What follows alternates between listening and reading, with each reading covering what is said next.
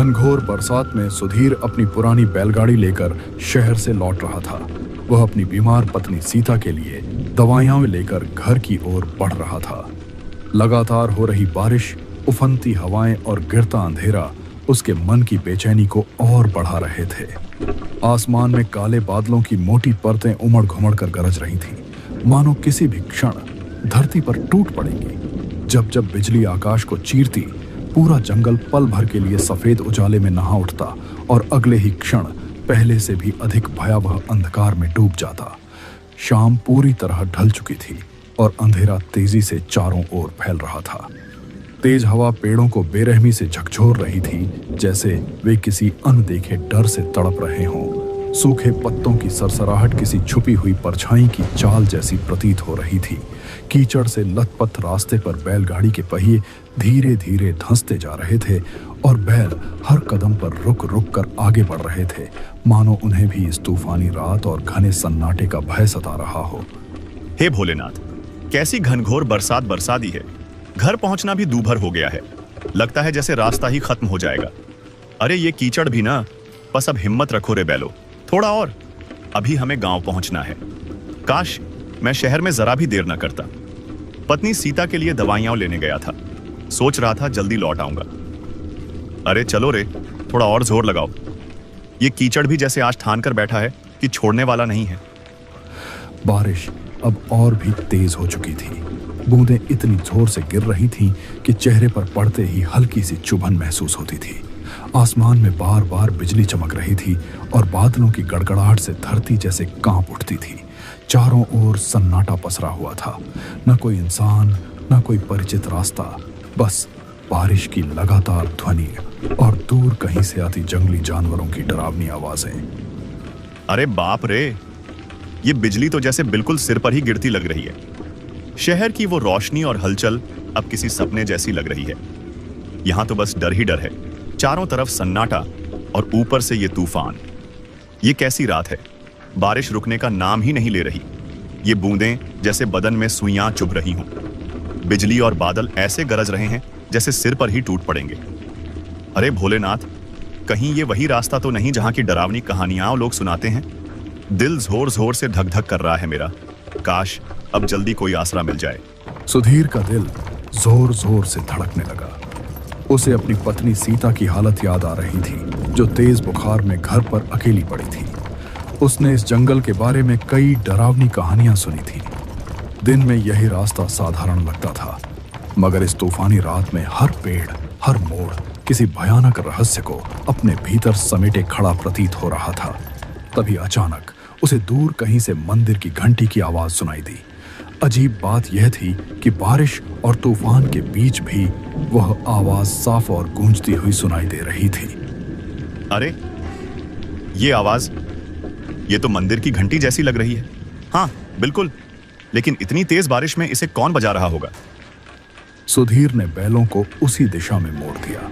कुछ दूरी तय करने के बाद उसे घने पेड़ों के बीच एक बहुत ही पुराना शिव मंदिर दिखाई दिया। मंदिर पत्थरों से बना था और देखने में अत्यंत जर्जर व प्राचीन लग रहा था, मानो समय ने उसे धीरे धीरे तोड़ दिया हो। हैरानी की बात यह थी कि मंदिर के भीतर से हल्की सी रोशनी झिलमिला रही थी, जो इस भयावह अंधेरे में किसी अंतिम सहारे जैसी लग रही थी। सुधीर ने बैलगाड़ी मंदिर के पास रोकी और डर व उत्सुकता के मिले जुले भाव के साथ मंदिर के भीतर प्रवेश किया। बाहर की उग्रता के विपरीत मंदिर के अंदर अजीब सी शांति फैली हुई थी। शिवलिंग के सामने अगरबत्तियां जल रही थीं और दूध व चंदन की हल्की खुशबू हवा में तैर रही थी। ऐसा प्रतीत हो रहा था मानो किसी ने अभी अभी पूजा समाप्त की हो, लेकिन वहां कोई दिखाई नहीं दे रहा था। कोई है क्या यहाँ? महाराज या कोई भी हो, कृपया बाहर आइए। मैं रास्ता भटक गया हूं। बारिश बहुत तेज हो रही है। रास्ता कीचड़ में पूरी तरह डूब चुका है। बैल भी बुरी तरह थक गए हैं। अगर थोड़ी देर यहीं रुक जाऊं तो कोई आपत्ति तो नहीं? अजीब है, मंदिर में रोशनी जल रही है, अगरबत्तियां भी सुलगी हुई हैं। ऐसा लग रहा है जैसे अभी अभी पूजा हुई हो। फिर कोई दिखाई क्यों नहीं दे रहा? बाहर इतना डर है और अंदर इतनी शांति। कुछ तो गड़बड़ है। कुछ समय बाद मंदिर के पीछे वाले कक्ष से एक वृद्ध साधु प्रकट हुए। उनके गेरुए वस्त्र, लंबी सफेद दाढ़ी और माथे पर बना गाढ़ा त्रिपुंड उन्हें साधारण मनुष्यों से अलग दर्शा रहा था। उनकी आंखों में गहरी शांति थी, लेकिन उस शांति के पीछे किसी अनदेखे खतरे की छाया भी स्पष्ट झलक रही थी। रुको, पहले यह बताओ कि तुम कौन हो बेटा? नाम क्या है तुम्हारा और इस घोर तूफान में इस वीरान जंगल तक कैसे आ पहुंचे? महाराज, मैं शहर से लौट रहा था। घर पर पत्नी सीता की तबीयत बहुत खराब है, उसी के लिए दवाइयां लेने गया था। लौटते वक्त अचानक इतनी भयानक बारिश शुरू हो गई कि कुछ सूझा ही नहीं। तभी मंदिर की घंटी की आवाज सुनाई दी और मैं यहां चला आया।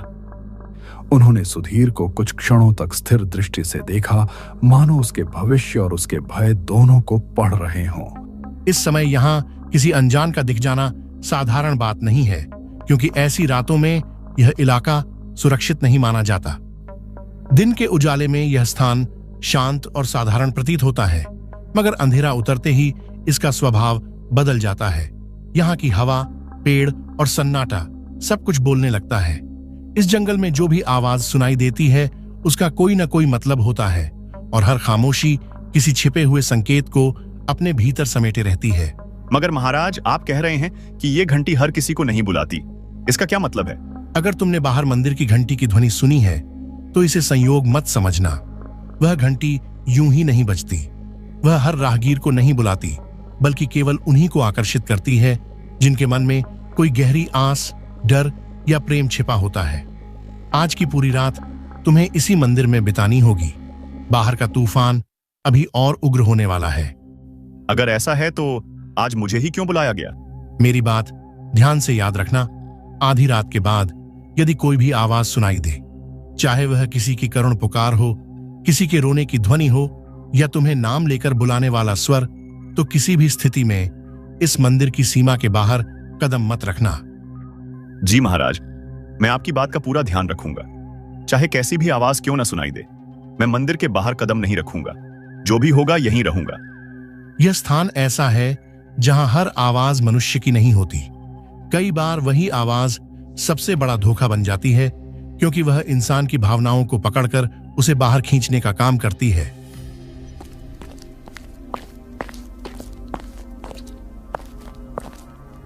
सुधीर को मंदिर के एक कोने में बैठने दिया गया।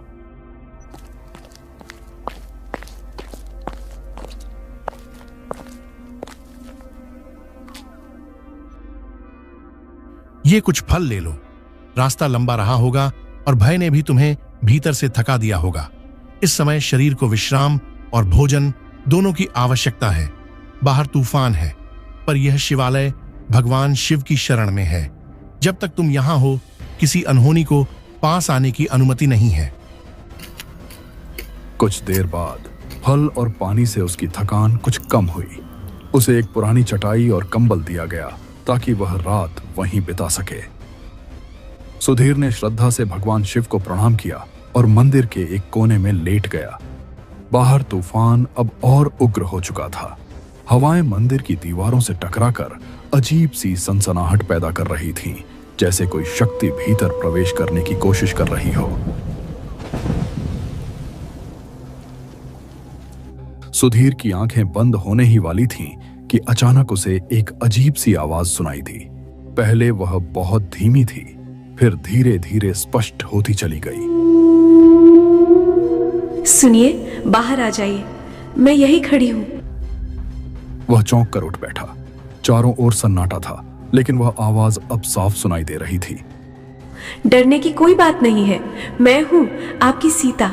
आप इतनी देर तक लौटे नहीं तो मन घबरा गया। आपको ढूंढते ढूंढते यहाँ तक आ गई हूँ। वह आवाज उसकी बीमार पत्नी सीता जैसी लग रही थी।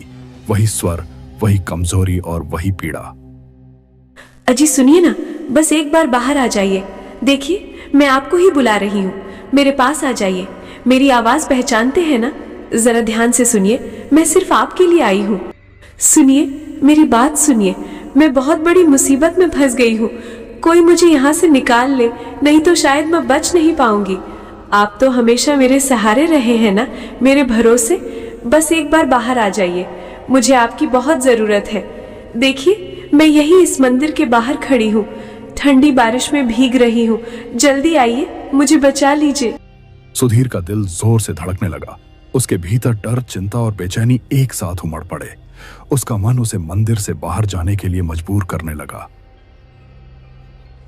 ये आवाज, ये तो मेरी पत्नी सीता की लग रही है। वही स्वर, वही कमजोरी भरी पुकार। लेकिन वो यहां कैसे हो सकती है? वो तो गांव में बीमार हालत में है। नहीं, ये सच नहीं हो सकता। पर अगर सच में वो मुसीबत में हो, अगर उसे मेरी जरूरत हो और मैं यहां बैठा रहूं तो? हे शिव शंकर, मेरा दिल फट रहा है। बाहर जाऊं या नहीं समझ में ही नहीं आ रहा।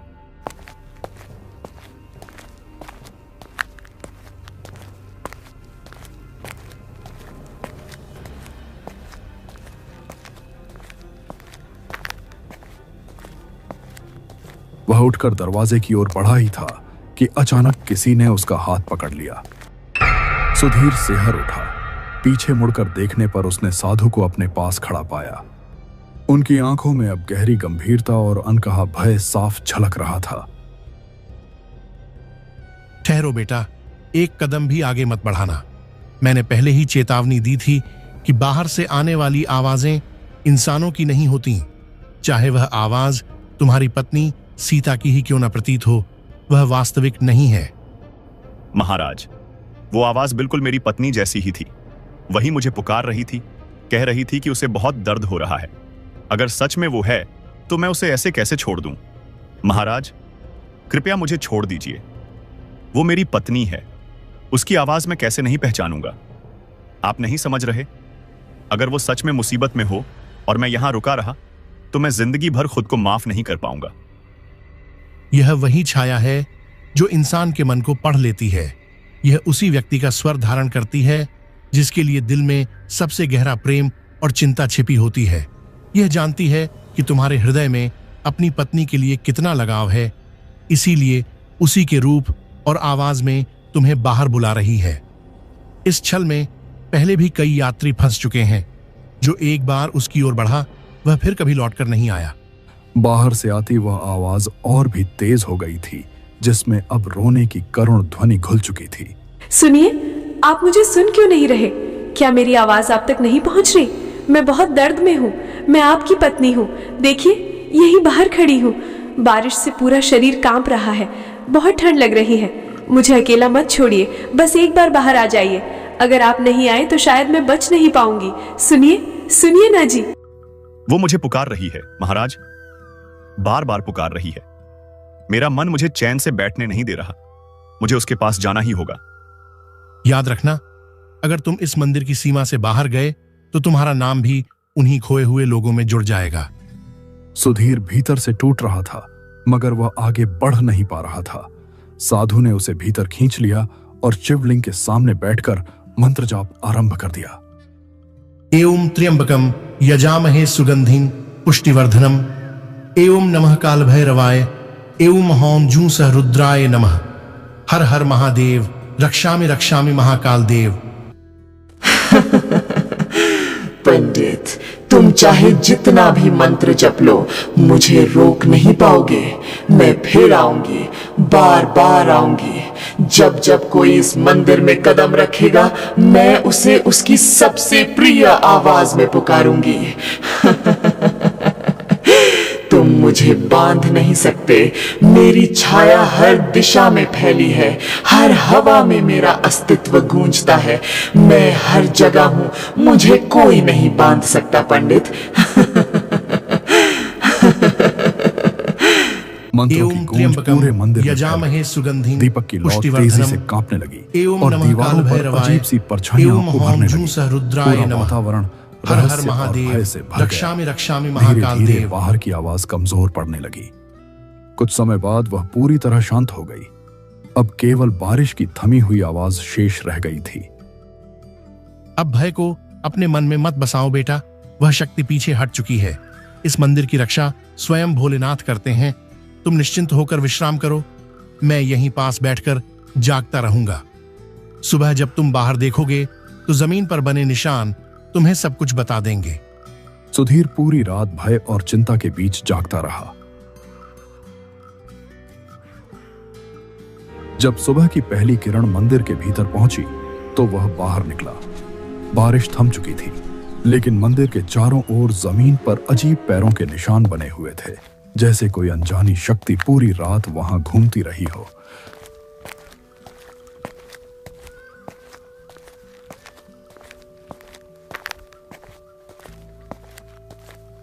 कुछ देर बाद साधु बाहर आए।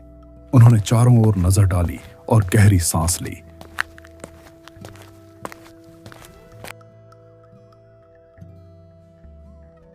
महाराज, ये छाया आखिर है कौन?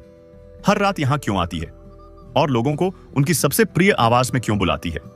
देख रहे हो बेटा, ये निशान वे उसी छाया के हैं जो पूरी रात मंदिर के चारों ओर मंडराती रहीं। वह बार बार कोशिश कर रही थी कि तुम्हें बाहर खींच ले जाए, तुम्हारे प्रेम और भावनाओं का सहारा लेकर तुम्हें अपने जाल में फंसा ले। पर भगवान शिव की कृपा से वह इस पवित्र सीमा को पार नहीं कर सकी। धरती पर बनी ये रेखाएं उसकी असफलता का प्रमाण है। वह आज भी मुक्ति नहीं पा सकी है, इसलिए हर तूफानी रात में लौट आती है, किसी नए मन को बहकाने के लिए। यह सब किसी भयानक रहस्य का हिस्सा लगता है। यह छाया कोई साधारण आत्मा नहीं है। कभी यह भी एक स्त्री थी जिसने अपने पति की मृत्यु के बाद जीवन से संतुलन खो दिया। उसका दुख इतना गहरा था कि वह धीरे धीरे पागलपन की ओर बढ़ती चली गई। एक तूफानी रात में इसी जंगल में उसने अपने प्राण त्याग दिए। उसी क्षण से उसकी आत्मा इस स्थान से बंध गई। उसका अकेलापन और पीड़ा आज भी उसे मुक्त नहीं होने देते। वह अपने दर्द में दूसरों को भी खींच लेना चाहती है। वह जानती है कि इंसान की सबसे बड़ी कमजोरी उसका अपना प्रेम होता है, इसलिए वह उसी प्रिय स्वर में पुकारती है ताकि सुनने वाला विवेक खो बैठे। कई राहगीर उसके इस छलावे का शिकार बन चुके हैं। वे लौटकर नहीं आए। वे सब उसी छाया में विलीन हो गए, उसी पीड़ा का हिस्सा बन गए। अगर आज मैंने तुम्हें समय रहते न रोका होता तो भोर तक यहां तुम्हारे पैरों के भी निशान न मिलते। तुम्हारे बैल यहीं खड़े रह जाते, पर तुम इस जंगल की एक और डरावनी कथा बन चुके होते। अगर आप उस समय मुझे न रोकते तो पता नहीं मेरा क्या होता। आज मैं आपकी वजह से जिंदा हूं। आपने मेरी जान बचाई है महाराज। मैं इस एहसान को जीवन भर नहीं भूलूंगा। मुझे नहीं, भगवान शिव को धन्यवाद देना। उन्हीं की कृपा से तुम आज सुरक्षित हो। याद रखना, उस छाया से बचने का केवल एक ही मार्ग है, श्रद्धा और विश्वास। जब तक ये दोनों साथ हैं, कोई अंधकार तुम्हें छू नहीं सकता। सुजीत ने भगवान शंकर की मूर्ति के पास जाकर श्रद्धा से प्रणाम किया। फिर वह बाहर आकर अपनी बैलगाड़ी के पास पहुंचा। दोनों बैल सुरक्षित खड़े थे, जैसे रात की भयानक घटनाओं से अनजान हों। उसने बैलगाड़ी तैयार की।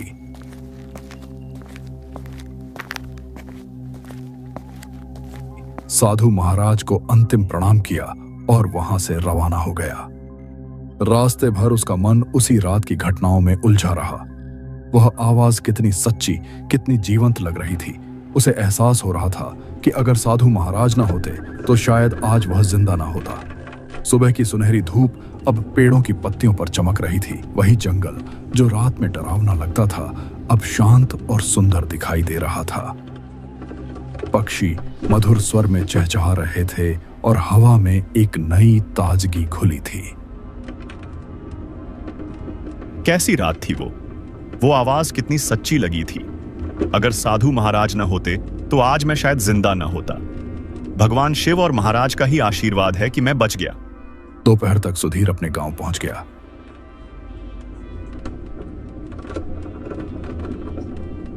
घर पहुंचते ही उसने अपनी पत्नी सीता को सुरक्षित देखा। यह दृश्य देखते ही उसकी आंखों से आंसू बह निकले। वह समझ चुका था कि अगर उस रात वह मंदिर न पहुंचा होता तो शायद वह कभी घर लौट ही नहीं पाता। अजी, आपने अपनी ये ऐसी हालत क्यों बना ली है? इतना कांप क्यों रहे हैं? कहीं रास्ते में कुछ अनहोनी तो नहीं हो गई?